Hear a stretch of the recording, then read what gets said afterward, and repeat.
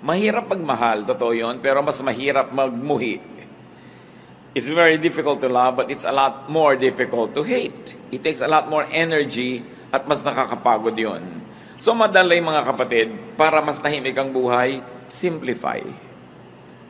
Kung kayang-kaya natin yung maluho, yung malaki, yung grande, maingay, talagang kapansin-pansin without sacrificing our peace, then go ahead. Pero kung masyadong magiging magulo, halimbawa, gusto nyo magpakasal, ang sobrang grande, ang gulo-gulo naman dahil ang dami-dami yung gagastusin, mangungutang pa kayo, simple na lang. Gusto niyo ng kasalan ng mga garden wedding, ang mga panahon sa Pilipinas, hindi mo masabi. So para tahimik ang buhay mo, magplano ka na agad indoor. Kahit umulan, bumaha, tuloy ang kasal mo, hindi yung ang dami mong iisipin. Alam niyo yung stress ng mga gusto magpakasal outdoors? Pagka sinabi na ng Pag-asa na malami darating na bagyo, papray na ng papray, isang linggo pa lang bago ikasal. Lahat ng tao nagpagod ka papray para sa kanila. Ang arte-arte kasi gusto pa garden. Kaya tuloy nahihirapan ng maraming tao. Ngayon sa araw ng wedding, kung gabi man yung wedding, umuulan sa umaga, hirap na hirap ang loob. Pati yung mga waiter, hindi malaman, ipapasok ba o ilalabas ang handaan. Ang gulo. Kaya sabi, simplify. You want peace? Simplify. Simpleng damit. Yung iba, sobrang garbo ng mga damit. 5 yarda ang belo ng bride. Hindi na tuloy makalaka dahil sumabit na sa lahat ng silya, sumabit na sa carpet, nakaladkad na niya yung buong mundo. So, ang hirap kasi masyadong maraming kaartehan. Kaya sabi dito, simplify. Better a simple meal rather than a feast. Magkakaroon lang pala ng hatred. Kayo na ang bahala mag-translate sa buhay niyo mga kapatid kung ano yung simple at alin yung magarbo. At alam nyo, nakakapagpagulo. Kahit sa andaan ko minsan, when you want a perfect na hain in more opulent homes, makikita mo kung paano nai-stress yung lady of the house na nakaupo with the guest kung yung mga katulong hindi marunong mag-serve. O nagkakamali, anong kutsarang inilagay dito, anong tinidor, saan inilagay si baso, nandidila talaga yung donya at kung pwede lang niyang kainin ng palihim yung katulong niya kasi yung reputasyon niya ang nakataya. So relax, gawin mo na lamang na hindi na sit down dinner, gawin mong buffet. Di ang simple-simple, hindi ka pa sobrang napagod. At kung wala ng pagkain, wala na, di titigil na tayong kumain. Hindi yung sobra mong gusto magpa-impress, sobra mong gustong malaki yung statement, ang laki tuloy ng nakataya. At pag malaki nakataya, malaki yung pwedeng matalo. At pag malaki yung pwedeng matalo, stressed ka sa buhay. It's better to simplify. When people try to be more beautiful than they really are, when people try to stand taller than what they really are, they have to work hard so much at hiding the truth. Hindi tuloy sila nakakapahinga. Mabuting simple, mas mabuti yung inaamin mo na lang yung totoo ka as much as possible. Siyempre, hindi ka naman pwedeng 100% na totoo. Diba? Meron ka namang ini-improve, which is normal. But alam mo dapat kung ano yung sobra na to, mapapagod na ako, this is no longer good for me and for everybody else around me. Simplify and your life will be much more peaceful. Proverbs 21:9. It is better to stay outside on the roof of your house than to live inside with a nagging wife. Siyempre, point of view yan ng husband. Dapat din pwede rin sabihin, than to live inside with a nagging husband, kung husband mo naman yung nagger. Alam naman natin na sa Middle East, ang mga bubong ay pwedeng tirhan kasi flat. Pag naglagay ka ng kaprasong bubong uli doon sa ibabaw ng bubong na yun, kaprasong dingding, yun na yung upper room. So it is possible. But what Proverbs is saying is, mas masarap yung tahimik kahit nag-iisa ka na lang, malayo ka na lang sa mahal mo sa buhay. Kung nagger naman ang lagi ang pinagdagagawa, kailangan tahimik ang buhay. Isang lesson dito mga kapatid, you want a peaceful life, don't nag. Mas marami naman talagang wives na guilty nito, pero hindi ito exclusive to women. May mga men, sila yung nagger. Don't insist on your own way. Bakit ba may nagnanag? Because somebody insists on your own way. Gusto ni Mrs. Pisang-pisa ang toothpaste. Yung walang natitira, hindi uka-uka, tuwid na tuwid. Gusto mo pala, di ikaw ang gumawa. What you want for yourself. Kung yung husband mo, gusto niya uka-uka, tabi-tabingi. Pareho lang naman kayo ng right bilang mag-asawa. Why impose on him na lagi niyang gandahan yung pisa ng toothpaste? Di ba? O gusto mo, bumili kang dalawa, isa sa'yo, isa sa kanya. Tahimik ang buhay. But why impose your values on somebody else? Because you think you're better? Because you think you're superior? Kaya nagkakagulo mag-asawa. Because you impose. Gusto nung isa ang lamig-lamig ng aircon, gusto nung isa mainit, maghiwalay kayo ng kwarto. O wala na lang aircon para walang gulo. Yung gusto, yung isa ayos na ayos yung sa pinangkama, yung isa naman pagka sumakay sa kama, nagulo na lahat. Maghiwalay kayo ng kama. Ngayon, ayaw mo maghiwalay, tiisin mong magulo. Gusto mo pala mag-ayos ka. Pero kung ayaw niya mag-ayos, don't impose. When somebody imposes, that's when stress becomes unbearable. Siyempre naman, yun namang mga asawa, lalo kasambahay, kung pwede kang makisama dun sa mahal mo sa buhay para siya sumaya, di gawin mo rin. Pero ang totoong may problema nun, hindi yung ayaw pumisa ng toothpaste ng maganda, yung nagpipilit na laging gandahan yun. Yun ang mas may problem. Dahil yun, hindi naman ini-insist sa'yo ng asawa mong guluhan mo ang pagpisa. Siya, pumipisa lang, ganun lang. Pero hindi niya ini-impose sa'yo yung taste niya. Pero yung ini-impose mo sa kanya yung taste mo. Because pastor, di po ba mas maayos naman talaga yun? Oo nga, pero hindi. Sa 20 taon ba, nakasasabi mo sa kanya na natutunan na niyang pisain ng tama? Di ba ang dami niyo na naging gulo dahil lang dyan? Tanggapin mo na lang. O magpalit ka ng asawa.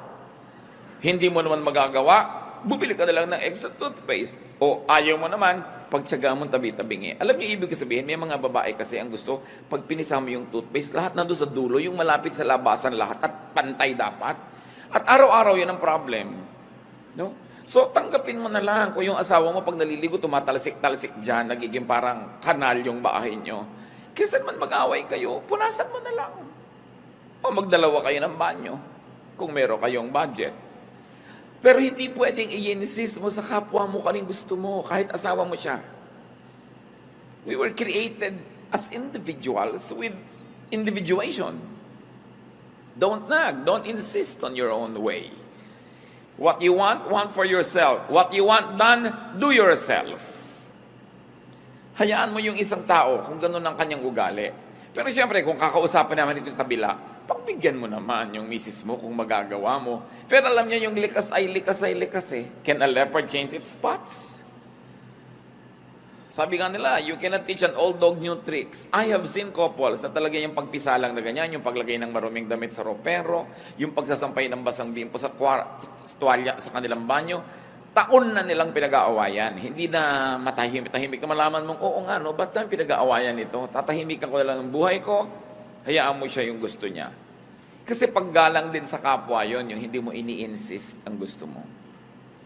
Meron naman mga asawang hindi marunong mag-spell, kinokorek ng asawa over dinner table. No? Yung ang pronunciation, ikinokorek. Para lang ipakita sa ibang, actually, marunong ko mag-pronounce, yung asawa ko lang hindi marunong. So, ikokorek ko in public. Pagpapasikat yun yabang. At the expense of the one who loves you and at the expense of the one you love. So, dapat mga kapatid, if you're above 25, especially above 35, alam mo na yung mga ways na troublesome at alam nyo na yung ways na peaceful. Go for peace. Most of our troubles are self-manufactured. Ngayon, kung ikaw naman yung asawang ninanag, don't invite nagging para din tahimik. Do your part, do your duty, do what you must. Kung pwede mong pagbigyan, para tahimik kayo, di pagbigyan mo. Move on time. Yun naman mga ninanag kasi, kung anak yung ninanag, hindi pa kasi sumusunod agad. Kung sumusunod ka na ba naman agad, di tapos na rin yung nagging. Many people nag because they don't get the results that they want. So you want them to stop nagging, give them what they want. They'll stop. Now, if you want naman to stop this trouble in your life, change your standards so you don't have to nag. Both parties have to do something to have peace. Especially in a home, it takes at least 2 people to make trouble. At kung ikaw yung laging ninanag, do things well. Lalo yung mga anak, may karapatan naman ng mga magulang yung inag kayo because ninuhubog kayo sa tamang ugali. Tsaka siyempre sila yung may authority sa bahay So, kailangan ka mag-conform sa ganong authority. But family members, stay away from vexations. Kung ikaw yung may tendency to nag, check yourself and nag less. Change your standards. Value peace in the home more than your sense of orderliness or your sense of what should be. Ngayon, kung ikaw naman lagi yung ninanag, pagbigyan mo yun ng nanag para tumigil na rin siya habang kaya mo. Kung ikaw yung lagi nalang pinapaalalahanan, tandaan mo na para hindi ka napapaalalahanan. Mahalaga tahimik. Do not allow yourselves to be vexed. Sabi nga close the door that brings in the draft. Isang Arabic saying. Kung ano yung laging nagiging dahilan ng pag-aaway, solve nyo yon para matahimik na yon at matapos na once for all. Kasi alam nyo yung may trouble, lalo sa sambahayan, para ka naglalakad, nakasapatos ka na may bato sa loob. Masakit, mahirap. Why live with it when you can live without it comfortably? But it's only a matter of deciding that, yes, I'm going to value peace. More than the standards that I like, and probably more than my personal inclination, mas mahalaga that there's a climate of peace. If you have to choose, settle for physical rather than spiritual or emotional discomfort. Meron kang benefit. It will give you more money. It will make your life more comfortable. It will give you more things. Pero alam mo, dadalahin ang konsyensya mo, mababagabag ka, mahihirapan ang loob mo. Mas pahalagahan mo, kapatid, yung kalooban mo. Nothing outside the body can compensate for something that is sick inside it. Lalo kung espiritu o puso. So magbigay na, maglingkod, para ka na lang matahimik. Kaya sa i-insist mo lagi, this is my right, this is my right. Pero lagi naman kayo nag-aaway, sige na nga.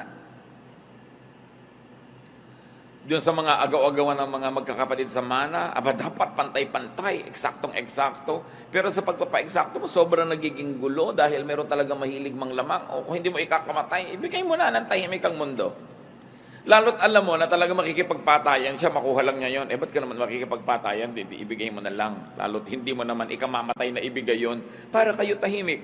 Alam niyo yung gulo, mga kapatid, expensive.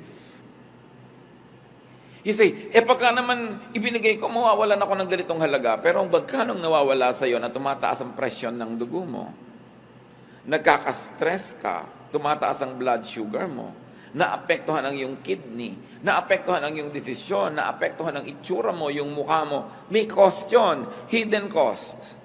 Most of the time, we pay for those costs without knowing it. Na mas nalulugi tayo sa pagpipilit nating maging dapat makatuwiran, dapat yung right ko, dapat yung duty niya, dapat ganyan. Pero kahahanap mo nun, lalo't ayaw na maibigay sa'yo, gumugulong buhay mo, gumugulo din yung iba. Ang mahalaga, tahimik. Kaya ang sabi ng Panginoon sa Matthew 5:41-42, if a soldier forces you to carry his pack 1 mile, carry it 2 miles. When people ask you for something, give it to them. When they want to borrow money, lend it to them. Ang kahulugan lang nito, kung alin yung makakapagbigay sa inang kapayapaan, kahit merong konting cost, pahalagahan mo yung kapayapaan. Nung araw po yung mga Roman soldiers, they could force any citizen of the countries that they conquer to carry their pack for 1 mile. So pag kami mga nagmamarch na Roman soldiers, gusto niya ipadala yung gamit niya sa'yo, pwede niya talagang hingin yon, 1 mile. Duty mo yon dahil citizen ka nung empire na yon.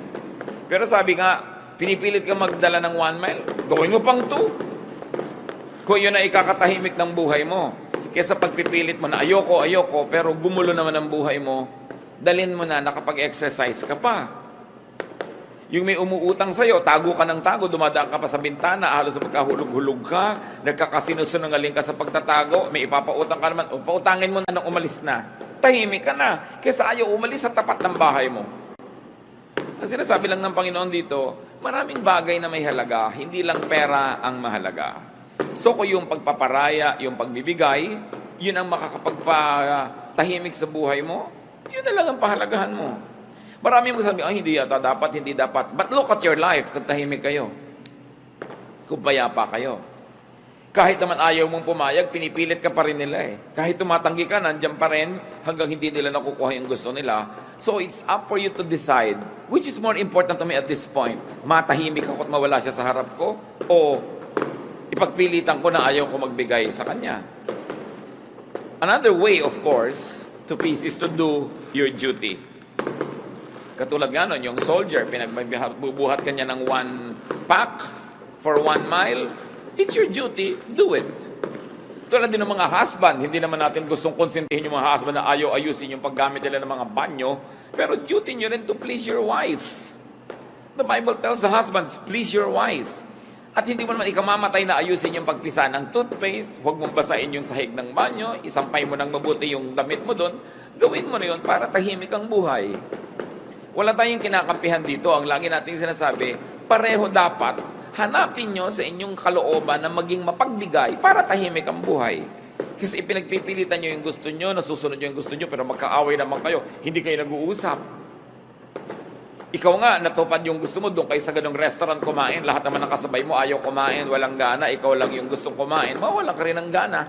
So dapat marunong ka magbigay para tahimik ang buhay.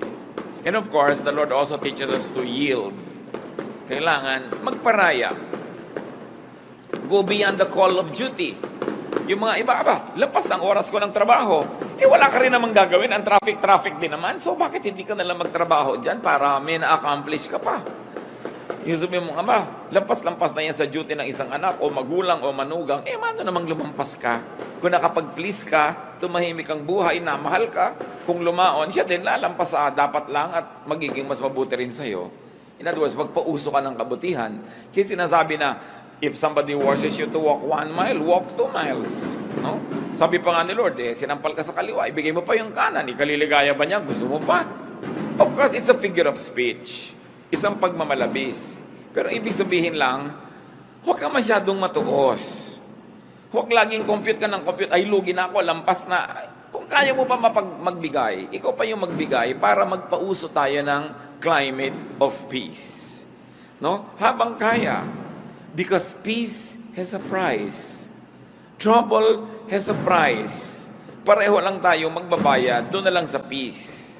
Vexation has a very costly price. Yung hindi ka matahimik, no? Gulong-gulo ka, mahal din yun. So kumisan binabayaran na lang natin, binibili na lang natin yung katahimikan natin para rin sa ikabubuti ng ating kalusugan. And then give. Because to give is also a form of yielding. Especially when resistance or refusal would mean vexation. Siyempre, titimplahin nyo kung ano yung ibibigay, up to how much.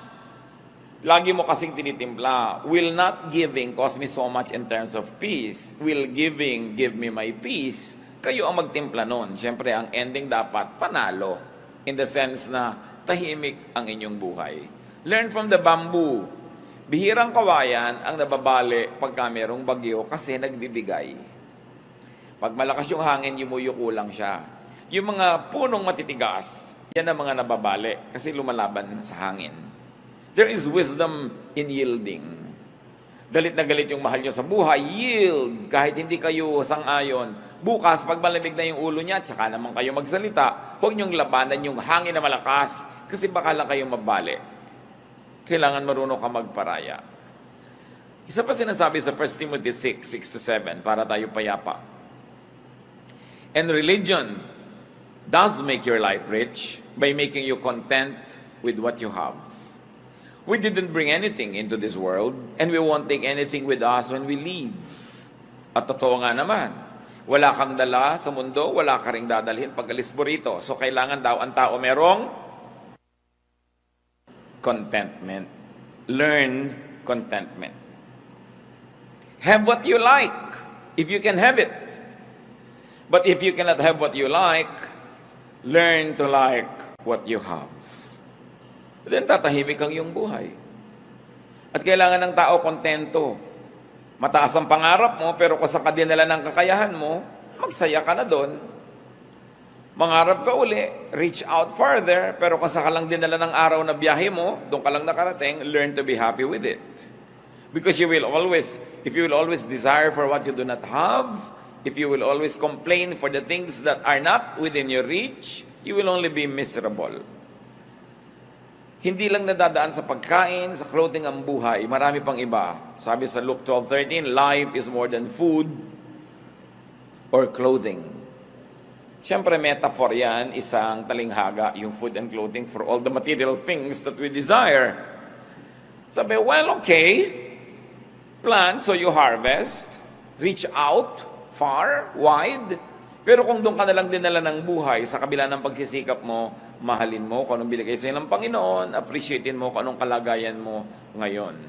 Huwag kang laging magsikap, magpayaman, magpasikat, maging makapangyarihan. Kasi yung pagyaman, pagsikat, pagiging makapangyarihan, hindi yan garantiya na lagi kang mas sasaya kung mas sikat o mas mayaman o mas makapangyarihan. Ang problema ko minsan sa yaman, kailangan mo uli ng napakaraming yaman to maintain it. Ang problema sa kapangyarihang natikman, kailangan mo ng mas marami pang kapangyarihan to maintain it because somebody else likes it. And in getting it or keeping it, a lot of trouble can come into your life. 1 Timothy 6, 8 to 10. So we should be satisfied just to have food and clothes. People who want to be rich fall into all sorts of temptations and traps. They are caught by foolish and harmful desires that drag them down and destroy them. The love of money causes all kinds of trouble. Some people want money so much that they had given up their faith and cost themselves a lot of pain. Sabi, kailangan maging satisfied ka with simple things. Yung sinasabi namang food and clothes, talinghaga sa simple. Hindi sinasabing magpakasimple ka na lang all your life, pero kung yan na lang talaga ang narating mo na hindi mo sinacrifice ang pagiging mabuting tao, ang pagiging anak mo ng Diyos, well, learn to be happy with it. Sabi, yung sobrang pagnanasa na yumaman o magkaroon ng sobrang higit-higit sa kailangan naman nila, naububulid lang sila sa napakaraming mga gulo. Natatrap sila ng kanilang mga kung ano-anong pinaggagawa para lang makuha nila ang kanilang mga gusto. The trouble with having a lot of wealth is that everybody else wants it, so you have to keep fighting them to keep it. The same with power, the same with fame. Same with beauty. Pag binayayaan ka ng Lord ng kagandahan, masatisfy ka, at kung na-maintain mo yan sa parang hindi naman nasisira ang kalusugan mo, buhay mo, budget mo, well, do it. Pero kung nasisira na yun, hayaan mo nang tumanda ka. Diba? Kesa naman sa umabot na yung pusod mo sa pisngi mo, akala ng mga tao, dimple. Eh, yung pala talaga namang sobrang operasyon na pinagkakagawa mo, eh, tanggapin mo na na umiidad ka. Tahimik naman yung buhay mo, kasi hindi yung natatakot ka, baka kung ano yung pinaglalagay mo sa katawan mo, tapos ngayon, tumatabingi na siya, nagkakaliko-liko na siya. Yung mga tattoo mong kilay nagiging berde na, yung mga inimplant na sa'yo umiimpes, lumalakad na yung mga kung ano-anong bahagi ng anatomy mo, di ba maguguluhan ka nun? So kung konting ayos, may effect, pero dapat alam mo kung ano yung magbibigay sa'yo ng gulo at huwag mo na lamang pagsikapan yun. Opt for peace more than for beauty. No? Kasi yung nagpapaganda pa ng sobrang maraming repair ginagawa, napagtatawa ng patuloy pagka nagkakamali-mali na yung nangyayari sa mukha niya. Alam niyo naman nagtatawa naman, mga inggit kasi yun eh. Kaya lagi natin pinagtatawanan yung mga nagkatabi-tabingi. Tumabingi. Inggit ka lang kasi di mo na-afford. No? So, all form of criticism comes from envy. Dahil kung talaga makadiyos ka, may tumatabingi yung muka, maaawa ka dapat. Pero ba't mo pinagtatawanan? Inggit ka siguro. Kung hindi man ngayon, noon. Kaya tuwang-tuwa ka ngayon na mas maganda ka pa. So, buti pa ako. Di ba ganun yun? Buti pa ako, hindi tumabingi yung mukha ko. So, analyze din natin sarili natin. Baka meron tayong envy. Pero mahalaga mga kapatid, to be satisfied. Di ba? Kung 45 na yung bus line nyo, tama na.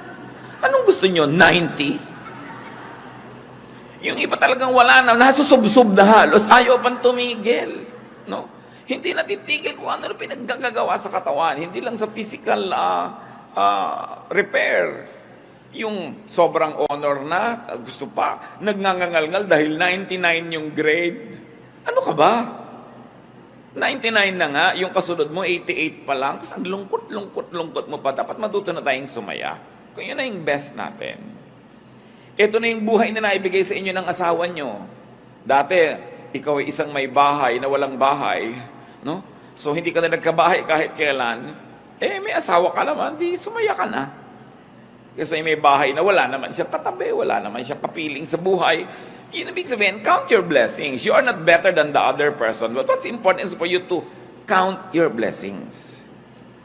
Siyempre, kung marami kang anak, laging halos wala kang pera, ang dami mong binabayaran, matrikula, gastos, pero dumadami naman yung tao na nakapaligid sa'yo, tumatanda ka, meron kang mga kasama sa buhay, kakaapo ka, kanya-kanyang blessing yan, kanya-kanyang bilang, kanya-kanyang pagsisikap na maging kontento sa buhay.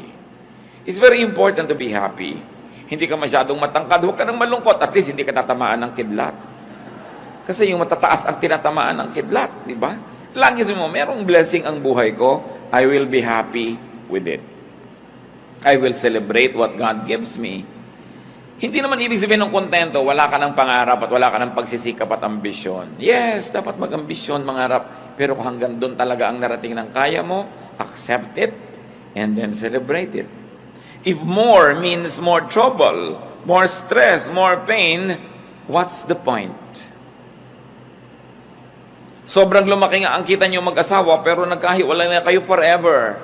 Hindi ba kayo pwedeng mabuhay ng konti lang, pero masaya naman kayo? Pinipili. Hindi lang pera ang mahalaga.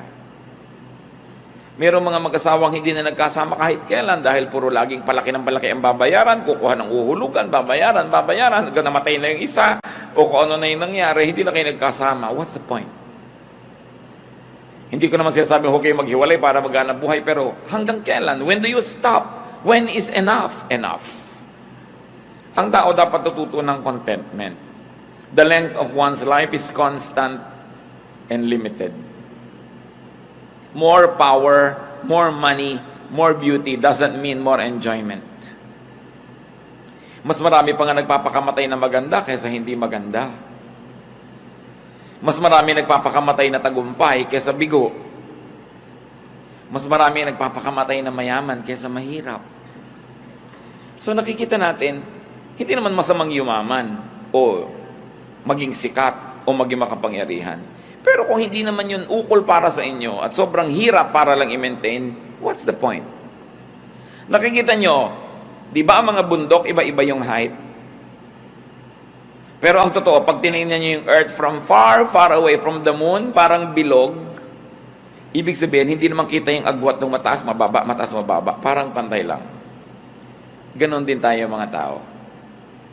Pantay-pantay din tayo. Mukha lang tayong hindi pantay-pantay pag tinitingnan natin sa malapit. Pero sa malayo, pare-pareho lang tayo na hindi natin alam kung gaano tagal-tagal tayo mabubuhay. At kung naging maingat tayo, malusog at pinalad, pare-pareho siguro lang na ang buhay aabot hanggang 90, 100, kung sobrang mahaba, 110. Pero wala namang mabubuhay ng 1,000, 2,000 years. Pare-pareho lang. In other words, what am I trying to say? No? Why bother to have more property than others when pare-pareho din naman kayong mamamatay? Why bother to be more beautiful than the other person na pareho lang naman kayo na hinihintay ng kabaong? Hindi masama kung madaling mangyari sa buhay mo yung mga yon. Pero kung sobra ang ibinabayad mo in terms of internal trouble, wag na lang. Live your life.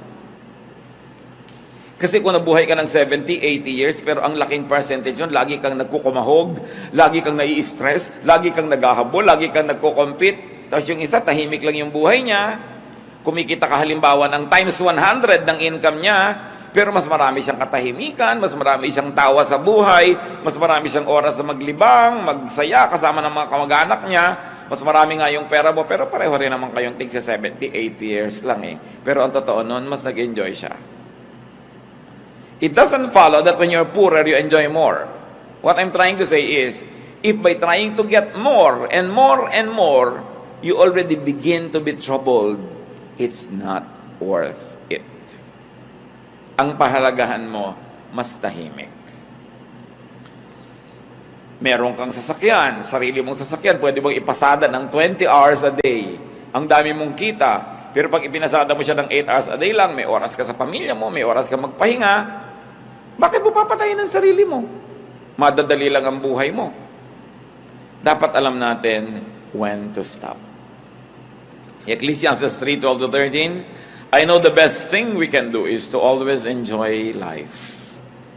Because God's gift to us is the happiness we get from our food and drink and from the work we do.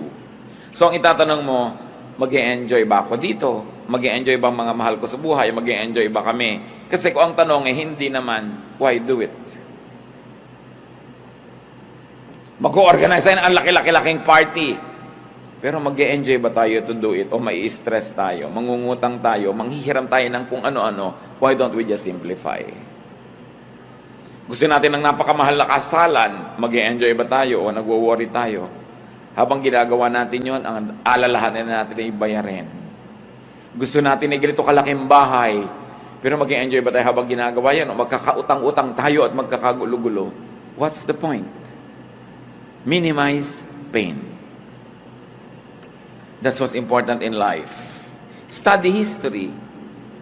Sa palagay nyo ba yung mga karaniwang magbubukid at yung mga presidente ng mga republika, sigurado kayo na mas nag-enjoy yung mga presidente? Hindi nyo kayo sure. Hindi masama maging presidente, pero kung makikipagpatayan ka sa mga kaibigan mo, makikipagtakwilan ka sa mga kamag-anak mo, kailangan mo pang pumatay at mandaya at magsinungaling, what's the point? Achieve as much as you can as long as it does not sacrifice your relationship with your God, with your loved ones, and with your fellow men. Pero kung ibabayad mo na yung mga higit na mabubuting bagay, what's the point? Minimize pain by minimizing your needless desires.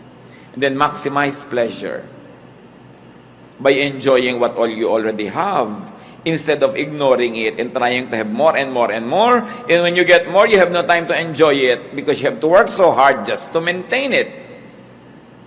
And then you do the most good because that's what God wants. The best way to enjoy life and have peace is to please God. And God is pleased when we do the most good. So you minimize pain, you maximize pleasure, you do the most good, and then die. Meet your Maker. Whether you like it or not, you're going there. Pero ang itatanong mo, pag nilingon mo yung buhay mo, was it pleasant? Was it nice? Or was it full of strife? Baka sa sarili mong libing, hindi mo lang makipaglibing ang kapatid mo dahil inagawan mo siya ng mana. Is it worth it? Mas humaba ba talaga yung buhay mo kaysa sa kanya? Mas sumarap ba talaga ang pagkain mo? Pwedeng sumarap, pero mas may gana ka ba kaysa sa kanya? Pwedeng nakabili ka ng mas magandang bahay, magandang kwarto at kama, pero mas mahimbing ka nga ba talagang matulog dahil lang nagkaroon ka nun? Pero kung binabagabag ka pa ng budhi mo, wala ka pa naging mga kaibigan, nakagalit mo pa yung dati mo mga kaibigan, is it worth it? You should know when to stop. Kumisan, meron sa ating pinagpapala ng Panginoon, kumikita tayo ng malaki, everything's going well, healthy tayo, pero ayaw nating tumigil, nagiging sakim tayo. Pag naging sakim ka na, gusto mo na lang more and more and more, itatanong mo na sa sarili mo, is the enjoyment directly proportionate to the increase in what I have? Kasi may diminishing returns din yan. Alam niyo yun naman yung pera, mahalaga lang yan sa taong walang pera. Pag wala kang kapera-pera, 1,000 pesos means so much. Kaya pagka yung may mga 13th month pay, pagka end of the year, yung ibibigay mong 13th month pay, magkano? 10,000, 20,000, whatever it is. Sayang-saya yung pamilya, nagkakagulo kung anong kakainin at gagastusin nila. Pero kung ikaw na yung may-ari ng kumpanya, ang totoo, kahit 3 million pa yung madagdag sa pera mo, bali wala na eh. Nadagdag lang sa salansan mo, nadagdag yung number, but it doesn't give you as much happiness and pleasure kasi yung mga empleyado mong tuwang-tuwa dahil nakabili ng pagkaalat-alat na hamon. Hindi ko mas maraming pera, mas may enjoyment. So pag alam mo, ay may diminishing returns na, it means I must focus on something else. And it means probably how to enjoy more what I already have rather than on working harder and harder to have more and more, which does not proportionately add pleasure to your life. Inner peace is important because it gives man the time and space to hear God, to know God. So kung ang ating pagpapasikat, pagpapayaman, ang ating paghahangad, gumugulong isip natin, pati pagpe-pray hindi na natin magawa, wala na tayong oras, wala tayong panahon para magbulay-bulay ng mga mahalagang bagay, para ano pa? When you don't hear God and know God more, you will lack the peace that you will need in this life. So know when enough is enough. Psalm 46:10, our God says, "Come down and learn that I am God." Who will learn that God is God? Those who are calm, those who are peaceful, those who are quiet.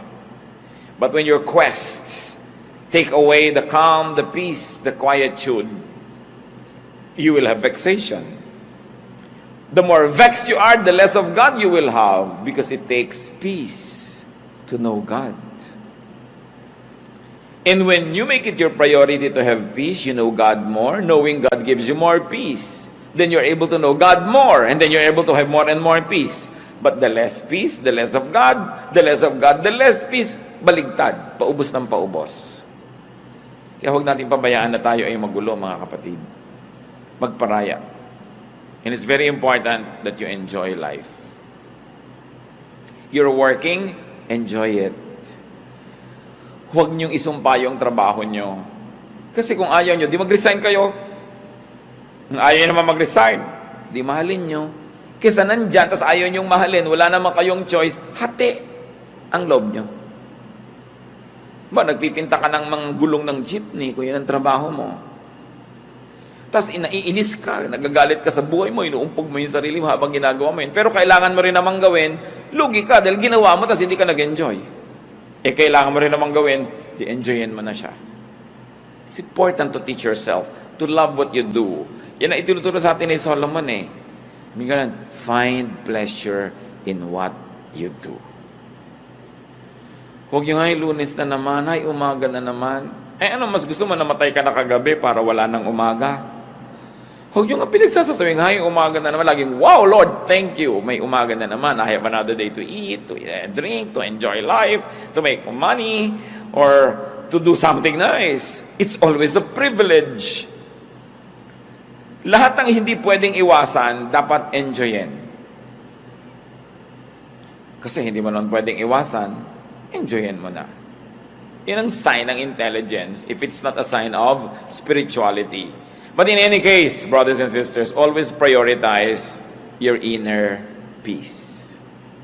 Lagi niyong itanong, ano ang effect nito sa inner peace ko? O mga dalaga na mahilig magpakasal sa garden. Alam niyo kung bakit nakakainitan ko yung garden wedding na yan? Kasi ako yung nagkakasal. Nakaka-stress. No? Ako minsan ang lakas-lakas ng hangin, parang layag na binta na yung belo ng babae. Dalhin kaya ng hangin tong babaeng ito nang malaman niyang hindi tamang dito siya nagpakasal sa ibabaw ng bundok. No? So, sasabihin mo, okay, gusto namin ng ganitong wedding, pero may kakaroon ba ako ng inner peace? Na lagi ako nag-iisip, paano kaya yung weather, we cannot control it? O, ibaba mo na lang, maglagay ka na lang ng mga plastic na halaman dyan sa loob, at kumanuwari hardin, lagyan mo ng mga tuko kung gusto mo, para hardin na hardin ang effect, hindi ka pahihikain. No? So, ano ba talaga ang gusto mo sa buhay? Will it give me inner peace? Ayaw ng anak mo ng isang kurso, ipinagpipilitan mo. Will it give your anak inner peace? Will it give you inner peace? Anong gusto mo lang? Gusto mo lang magkaroon talaga ng anak na engineer o dentista kahit hindi kayo peaceful? Ayaw ng asawa mo na ganito ang gawin mo sa bahay ninyo, pero gustong-gusto mo. Ang tanong is, will it give me inner peace? I want to arrange the furniture, pero walang budget. Will it give you inner peace? Will it give the other members of your family inner peace? Bihira kasi natin, mga kapatid, nilalagay sa equation yung peace. Okay, nagagalit ako sa kanya, gusto ko siyang kausapin. Will it lead to peace? Will your method bring about peace? Okay, naihinga mo yung gusto mong sabihin, sumaya ka, namura mo yung gusto mong marahin, napagalitan mo yung gusto mong pagalitan, but did it bring peace? If it didn't, it's not worth it. Because we, the children of God, are to be called peacemakers. Hindi lang tayo nabubuhay para pagbigyan yung katinang bibig natin, na yung gusto natin pawalang salita, kahit maanghang yun, o mahapdi, o masakit, o matalim, papawalan mo. Ang tanong, will I be called a child of peace?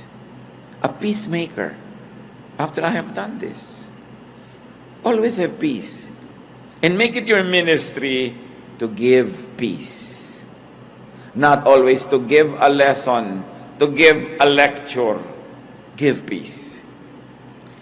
Pag kayo nagbibigay ng kapayapaan sa inyong kapwa, hindi nyo sila kailangan itali sa inyong paligid. Sila na mismo ang magbo-volunteer na susunod-sunod sa inyo, sasama sa inyo, kasi peace ang napapala niya.